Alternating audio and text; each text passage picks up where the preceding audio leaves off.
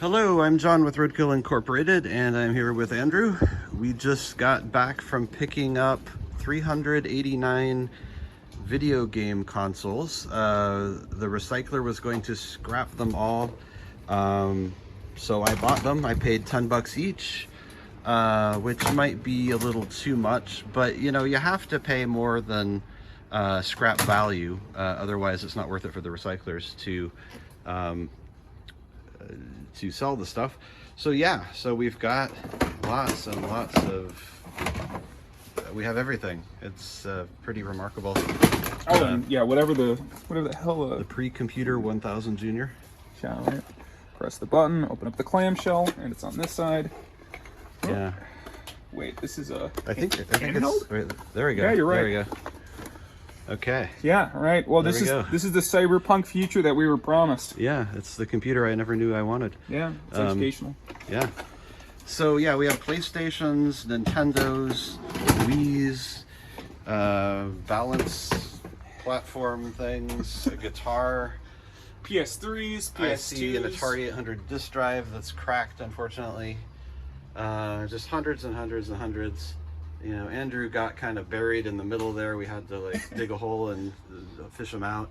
And they threw in, because they didn't really know how to organize or categorize these guys. It's like a bunch of like Xbox 360 and regular parts, but then Yeah. on top of that, a bunch of handheld consoles. Yeah, an Atari Lynx with a game in it. Yeah, all these DSs look still pretty like close to functional.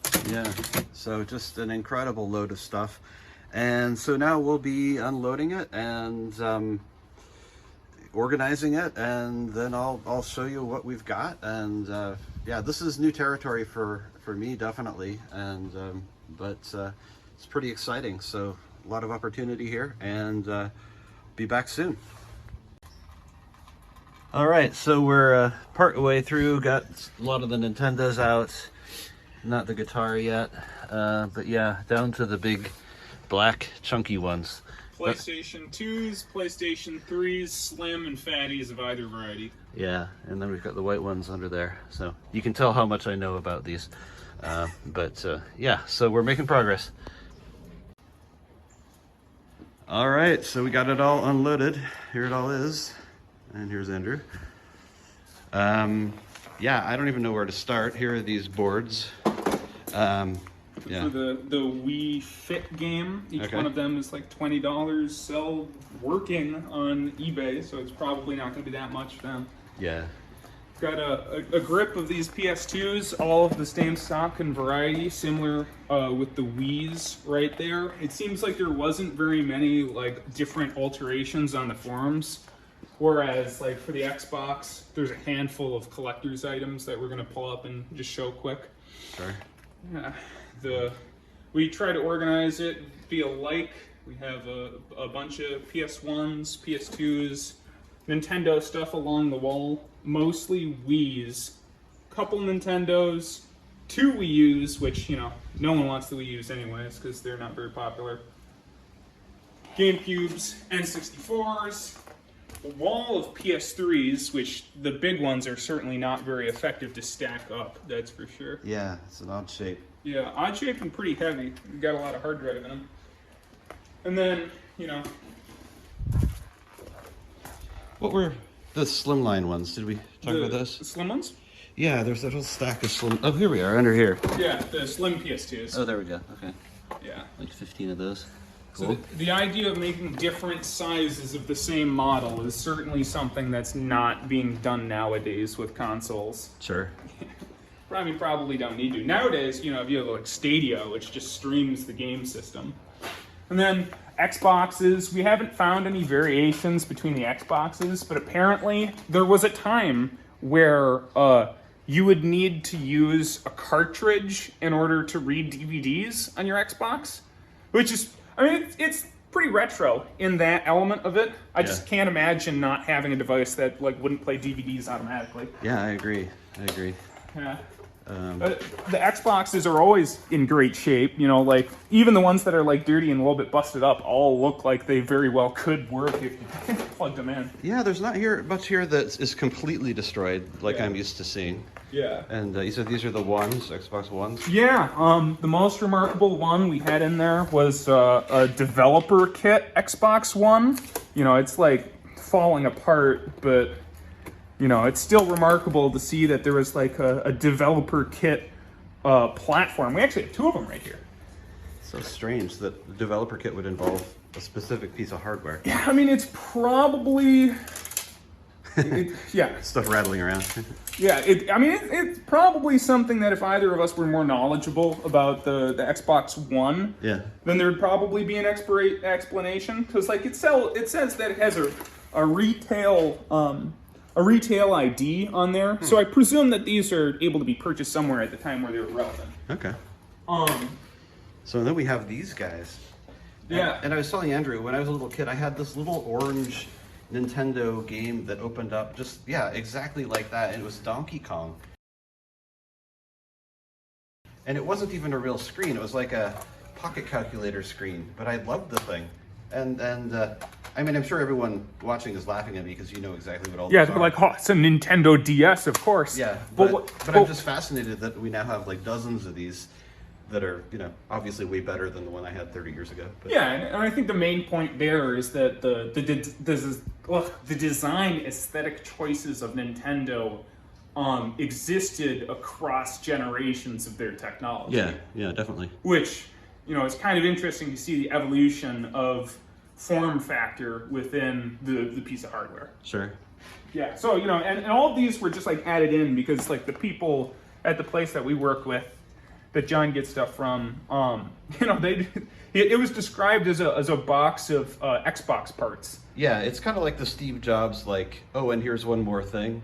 Sometimes when you're at a recycler, they just say like, oh, here's this little box we'll just throw in, and you know, it ends up being the entire value of the lot, you know, when everything else is crap.